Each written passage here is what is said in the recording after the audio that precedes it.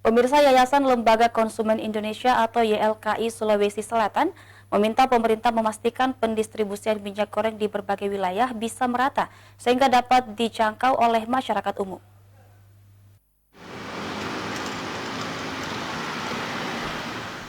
Sejak 19 Januari lalu, pemerintah resmi menetapkan kebijakan minyak goreng satu harga guna menekan harga minyak goreng yang melambung beberapa bulan terakhir. YLKI menyarankan pemerintah melakukan sosialisasi dengan baik terkait pemberlakuan subsidi satu harga agar tidak ada aksi penimbunan.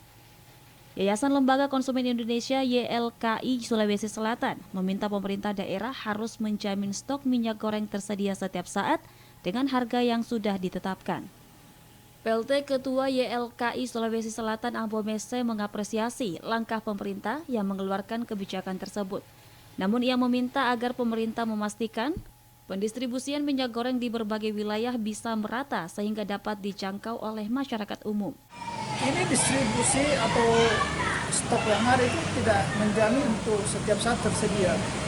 Ketika dibuka itu langsung habis. Ini yang perlu dilakukan oleh pemerintah.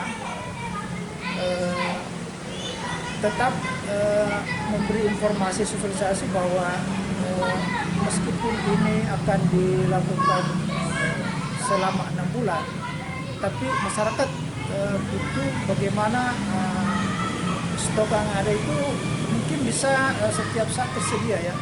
Karena kalau hanya beberapa saat saja dijual langsung habis, masih banyak orang yang tidak mendapatkan. Sebelumnya, kebijakan satu harga untuk minyak goreng akan dilakukan bertahap.